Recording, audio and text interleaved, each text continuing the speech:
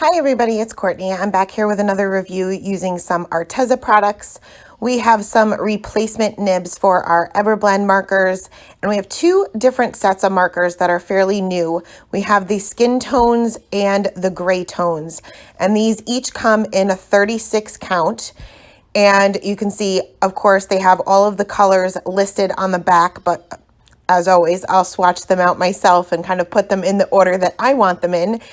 They do come in these trays so that they can have easy storage like most ARTEZA products.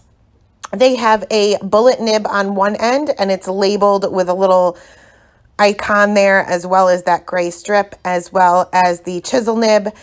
The color is labeled on both caps for both ends of the markers.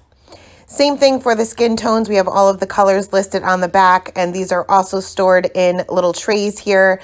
And these are pretty much separated. From what I can see here, they are pretty much separated according to kind of color family, or they kind of go together for whatever's next to one another. So we are going to move on to swatching these out just so that you guys can kind of see the colors that come along in the set. I'm going to start off with the skin tones here.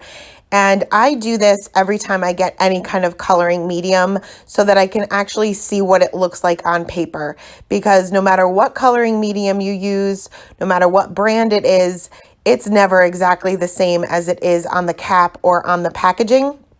And then typically I'll take my swatches and make my own color chart and kind of place them in the order that I want them in the packaging so I can kind of see what will blend with what.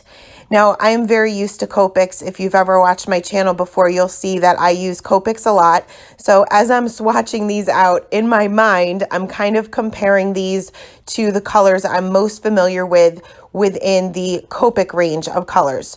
So that way, for me, that will make it easier to know which will blend with which.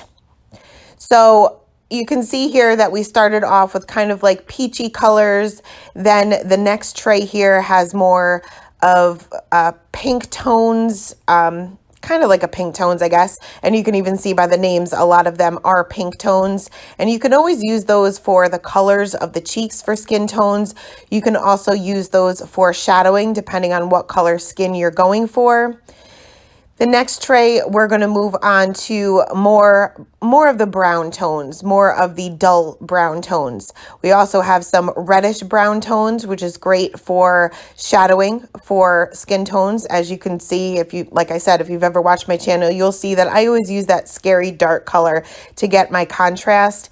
And this set definitely has a lot of those scary dark colors that I'm so used to using, and that will really allow you to get the contrast.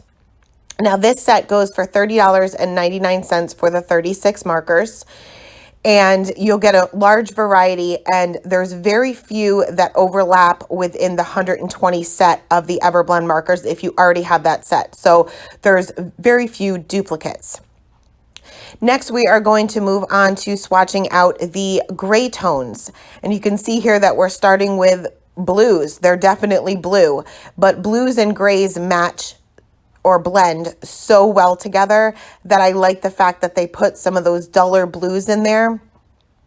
You can see here that we have some of the cool grays that match well with the blues. If you're coloring water or ice or snow even, these colors will match very nicely together. Next, we have for the next tray, we're kind of moving on to some of the warm grays you'll see here in just a second. And obviously those match well depending on what you're coloring. Sometimes I like to color all gray, using all gray for an entire card. So it's nice to kind of mix different grays rather than just the cool grays and warm grays that I have with the Copics. So I find that this set gives me a little bit more variety than my Copics do. Even though Copics do have more grays than I have, I just don't feel the need to buy them. It's kind of a waste of money for me. And let's face it, Copics are a whole lot of money.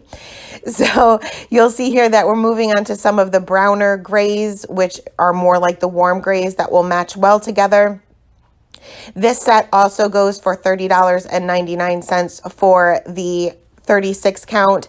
Now you'll see here, if you do have the 120 set of Everblend, that a lot of these colors overlap. So you'll get a lot of these colors in that 120 set. However, I use grays more than any other color when I'm doing my coloring. I use them for shadows. I can use them for contrasting and getting my shadows. If I don't have the right colors to do that with, I'll use my grays often. So grays are the ones I refill the most. I can tell by how much refill I have left in the bottle. So getting this extra set is very helpful for me because I use the grays so often.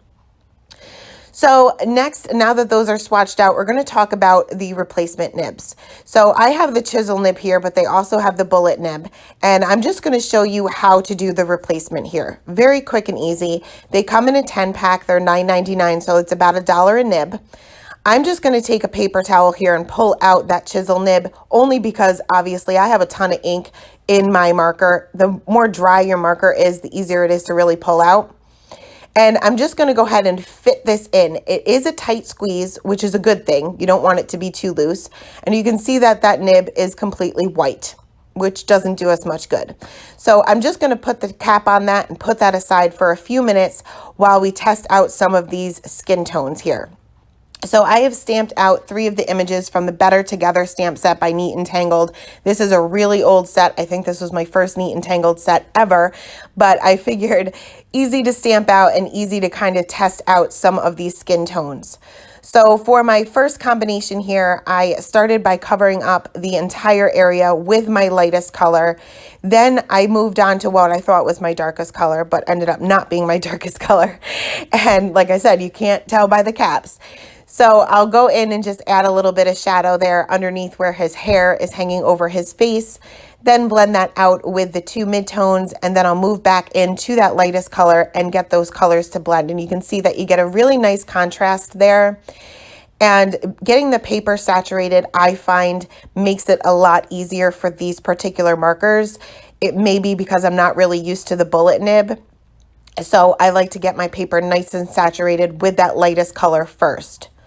Moving on to a lighter combination here, and you'll see that the lighter the object is, whether it's skin or any other object, even a flower, you're not going to get as much contrast as you would if it's a darker color, because that highlight and the darkest color are so close to one another. The darker the object is, typically you'll get more of a contrast. So I'm not really worried about my shading here being perfect as far as a light source or anything. I'm really just testing out the combinations.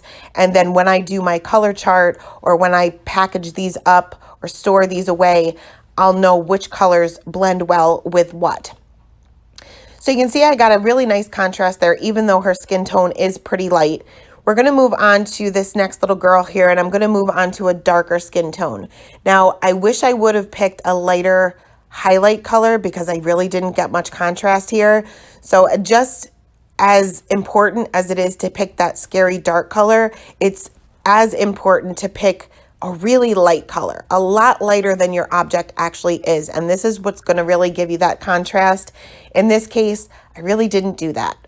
I should have picked something lighter for my highlight color, but at least I know that these colors blend well together and that it gives pretty good results for her skin. Again, just putting a little bit of shading underneath where her hair is hanging over her face, and also on the inside of her little arms and on either side of her legs, because that would be more of a rounder object.